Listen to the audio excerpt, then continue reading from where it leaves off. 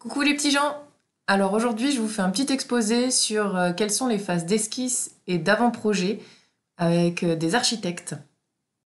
Il s'agit simplement d'un retour d'expérience sur le projet de construction de notre maison sur notre nouveau terrain. La présentation a pour objectif de vous expliquer comment se déroulent les phases d'esquisse et d'avant-projet, en donnant d'abord une définition, le déroulement général de la phase, en tout cas pour nous, notre projet, et de vous présenter un logiciel gratuit Sweet Home 3D, et également de vous détailler un peu le dépôt du permis de construire et la chronologie des événements. La première phase avec les architectes est la phase d'esquisse. Elle est également appelée la phase d'étude de faisabilité ou étude préliminaire. Durant cette phase, l'architecte va visiter le terrain, évaluer les avantages et inconvénients liés au terrain, analyser la faisabilité du projet lors de vos premiers échanges et établir une estimation provisoire sur l'adéquation de l'enveloppe financière que vous vous êtes fixée et du calendrier prévisionnel. Ensuite, il va proposer une, voire deux esquisses répondant au programme. Dans notre cas, l'architecte a présenté deux esquisses que je vais vous présenter. La première esquisse qu'il nous a présentée était une longière. Il y a beaucoup de points qui nous ont plu et qui nous ont pas plu. Et donc, pour faire le retour, en plus d'un retour oral, on a fait un petit tableau avec ce que l'on voulait garder de ce projet, de cette première proposition, ce qu'on pouvait garder de cette proposition et ce qu'on ne voulait absolument pas. Donc nous, dans ce qu'on voulait garder sur ce projet, il y avait l'emplacement dans le coin nord. Ce que l'on pouvait garder, c'était le sas d'entrée qui était lié à la serre qui était accolée, la serre à semis. Et ce qu'on ne voulait absolument pas, c'était le salon en longueur qui correspondait pas du tout à notre façon de vivre, la petite salle de bain, le cellier placard et les chambres qui donnaient directement sur le salon, et ce pour des raisons acoustiques. La deuxième esquisse qui nous a été présentée a été surnommée le carré de par la forme de la toiture. Dans ce que l'on voulait garder de cette esquisse, il y avait l'alignement avec la rue et les façades qui nous ont été présentées en bois brûlé et en torchis, parce qu'en fait, avec l'esquisse, il vous présente des esquisses de façade. Donc là, je ne les ai pas mises, mais elles nous ont été présentées en même temps que le plan qui est affiché. Ce qu'on pouvait garder de cette proposition, c'était le mur de masse, la serre à semis accolée à la maison, mais on l'a trouvée un peu grande et elle empêchait de mettre facilement des fenêtres, donc on a dit de faire attention quand même. Et ce qu'on ne voulait absolument pas, c'était l'aménagement de la cuisine qui était du coup au nord, et nous on voulait une cuisine au soleil levant. L'agencement de la porte des toilettes qui nous convenait pas du tout, la salle de bain avec l'obligation d'un espace handicapé. Nous on s'est dit que c'était pas obligé que ça soit fait pour les handicapés, mais qu'il fallait que si un jour l'un de nous deux devient handicapé, il fallait qu'on puisse réaliser les travaux facilement. Ensuite, on trouvait que le dégagement était un peu petit et l'agencement du salon, encore une fois, correspondait pas du tout à notre mode de vie. Donc là, il a fallu faire une mise au point avec les architectes et on se rendait compte que c'était un peu compliqué de leur expliquer nos envies. Donc on a décidé de leur présenter des plans pour qu'ils s'en servent comme base, sachant que leurs esquisses nous ont quand même donné pas mal d'idées.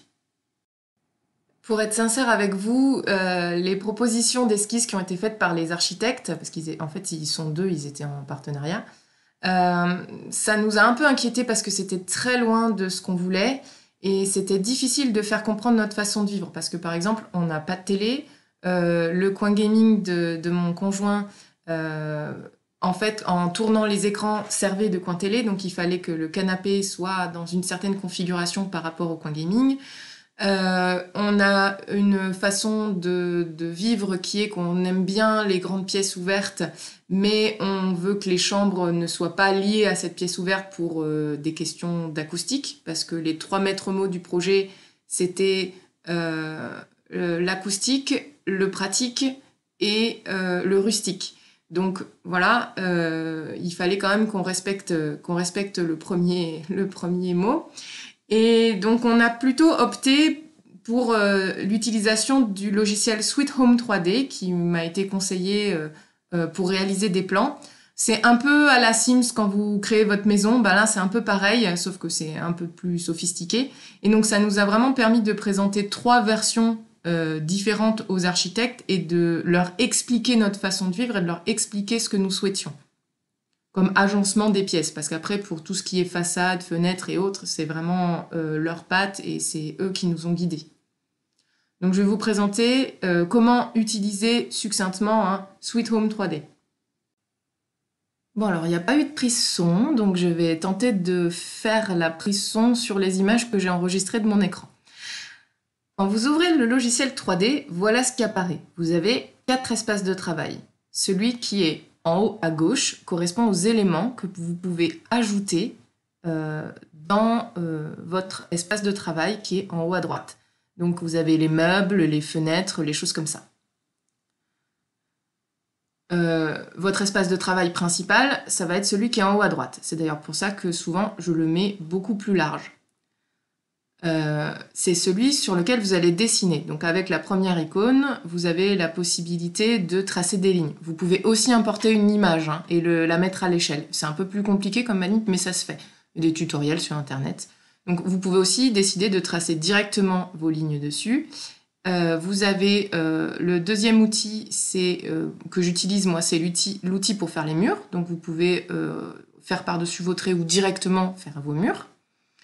Et bon là je vous fais un rectangle classique et je définis la pièce en double-cliquant sur la surface, ça vous dessine la pièce. Vous pouvez aussi la faire en rectangle, mais ça vous donne les surfaces. Et vous avez un espace de visualisation qui vous permet de voir votre travail sous l'angle que vous voulez, et il y a vraiment beaucoup de choix différents. Comme c'est la partie gratuite, il n'y a pas les toits, il n'y a pas les tuiles, voilà, c'est assez basique, mais pour nous, ce qu'on voulait en faire, ça suffisait. Donc là, je viens d'ajouter une fenêtre, et elle est apparue sur la visualisation, et également sur le dernier espace, qui est l'espace un peu répertoire de l'ensemble des éléments que vous avez mis sur vos murs. Fenêtres, meubles, plantes, etc. Donc là c'est un projet assez simple. La prise en main de ce logiciel, ça prend 1-2 après-midi, et comme c'est un logiciel gratuit, vous avez vraiment le temps de faire ce que vous voulez et d'apprendre. Donc voilà, je le conseille.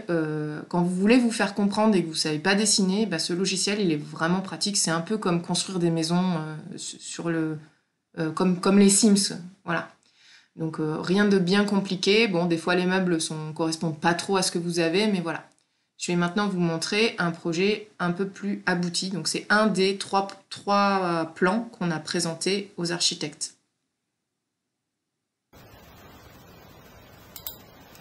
Alors voilà l'un des plans que j'ai présenté à l'architecte, enfin aux architectes.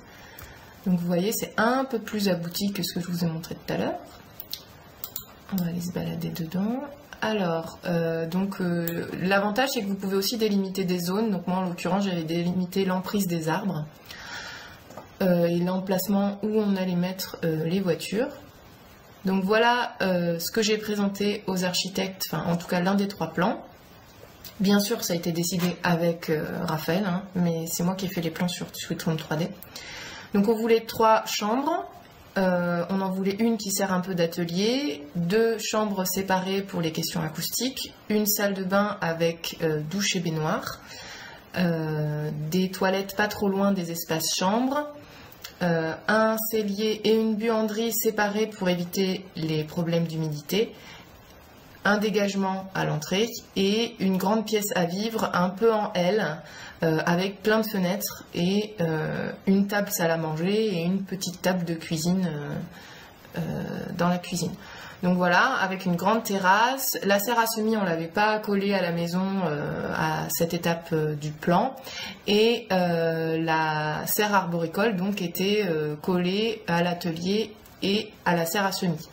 Donc ça c'est un des 3 plans que j'ai présenté et on l'a présenté aussi sous forme PDF parce que nos architectes n'avaient pas forcément le logiciel Sweet Home 3D. Donc quand vous imprimez en PDF depuis le logiciel, il vous fait la liste de l'ensemble des éléments que vous avez mis et où est-ce que vous l'avez mis.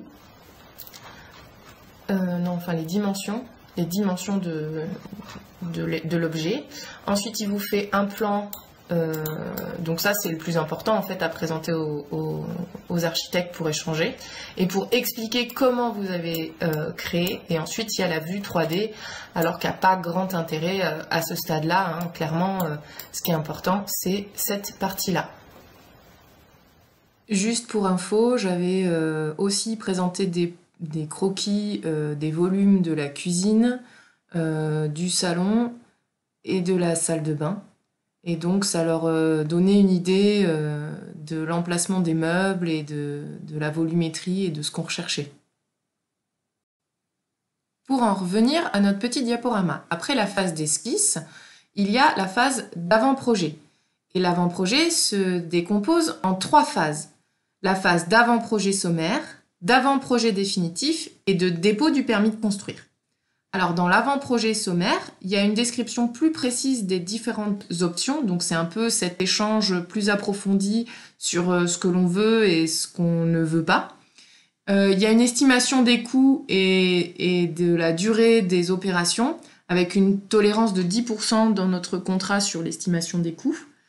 Alors en fait à ce stade c'est encore un peu compliqué, surtout vu le contexte dans lequel on se trouve pour une estimation des coûts fiable. Il va falloir attendre l'avant-projet définitif pour vraiment avoir une meilleure idée, sachant que cet avant-projet définitif, on choisit les matériaux, on fait les derniers points en fonction des options qui sont retenues, donc on fixe vraiment les plans et on ajuste à l'étude thermique réalisée en parallèle. Donc nous, c'était un bureau d'études spécialisé qui s'appelle DP Thermique, qui nous a fait différentes simulations en fonction des options de chauffage qu'on souhaitait. Donc il y avait un chauffage thermique classique électrique couplé à du solaire, donc de l'eau chaude, un panneau, enfin un ballon d'eau chaude sur le toit. Et le second, c'était du chauffage basse énergie par les murs avec un mur géothermique, mais il a été écarté car c'était beaucoup trop cher par rapport aux besoins de chauffage que la maison avait besoin. Parce qu'au final, on a très peu besoin de chauffage au vu de la conception de ce projet. Et la dernière étape, c'est le dépôt de permis de construire avec l'élaboration et l'instruction du dossier de permis de construire. Et donc à ce stade-là, les volumes et les aspects extérieurs, ils doivent être arrêtés. Ils ne peuvent plus changer. Il ne peut pas y avoir de modification majeure par la suite une fois qu'on a déposé le permis de construire sur l'aspect extérieur et sur le volume et l'emplacement de la maison. C'est vraiment au stade de l'avant-projet que s'effectue le plus grand nombre d'allers-retours avec les architectes et où les rendez-vous nous ont semblé vraiment pénibles parce qu'il fallait toujours réexpliquer le pourquoi, le comment, et puis ça nous stressait parce que des fois ça prenait pas la direction qu'on voulait. Mais dans l'ensemble, on a fini par y arriver.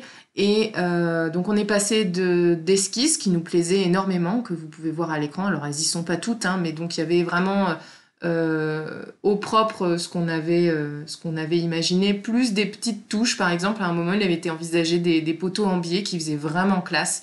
Mais au final, ça coûtait beaucoup trop cher, donc on l'a pas pris. Mais on aimait vraiment beaucoup cette idée de maison un peu penchée, c'était sympa. Et un plan abouti que vous voyez sur le côté, donc qui reprenait vraiment bien la base qu'on s'était fixée avec quelques modifications du coup et des recommandations des architectes. Donc vraiment cette phase-là, c'est là où il y a eu beaucoup de rendez-vous, beaucoup d'allers et retours et où il y a eu, je crois, 3 ou 4 plans présentés. Et c'était jamais suffisant. Enfin bon, c'était la phase la plus stressante. Enfin, la plus stressante pour l'instant, parce qu'on n'a pas encore fait construire la maison. Une fois les volumes complètement arrêtés, on est passé à l'aspect extérieur. Donc là encore, il y a eu beaucoup de variantes qui ont été présentées. On a fait des propositions aussi. Donc là, il ne faut pas hésiter à être force de proposition, notamment sur les couleurs, parce qu'il n'y a rien de plus subjectif que les couleurs. Donc voilà. Nous, on voulait quelque chose de relativement sobre, mais avec des couleurs un peu chaudes. Par exemple, le toit noir, ça nous convenait, mais alors pas du tout, alors que c'est un peu la norme dans la région. Mais nous, on voulait quelque chose de chaud. Et donc, on est allé sur les tuiles et le POS, enfin les documents d'urbanisme, nous imposaient des tuiles vieillies. Bref, une fois que tout est arrêté, qu'on sait où on va mettre la maison, que l'aspect extérieur il est fixé, on dépose un permis de construire. Donc nous, on a un petit peu boosté les architectes là-dessus parce qu'il y a beaucoup de délais administratifs derrière.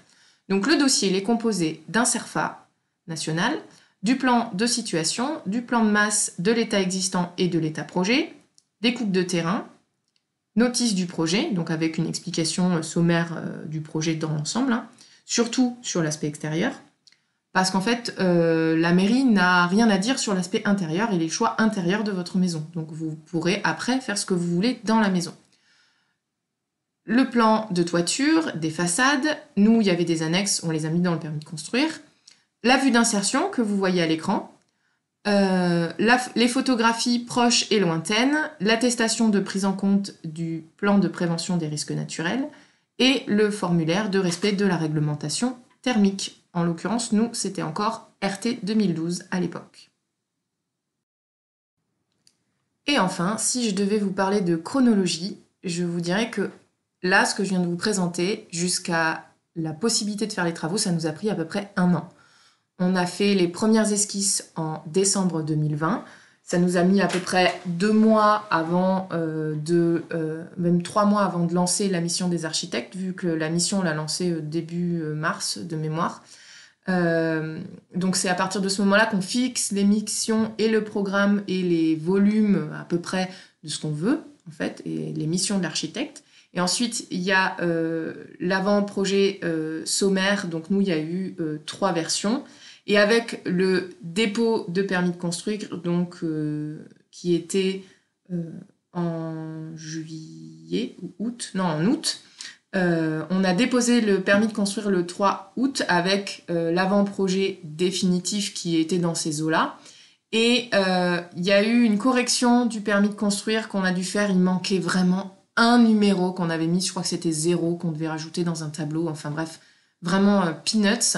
Mais la mairie nous a contactés 20 jours après pour nous dire qu'il y avait une correction à faire et ça relance les délais administratifs. Donc on a perdu 23 jours bêtement. On était vraiment déçus. Alors c'est ni la faute des architectes ni notre faute, hein. Vraiment, on ne pouvait pas savoir qu'il y avait un truc qu'il fallait remplir.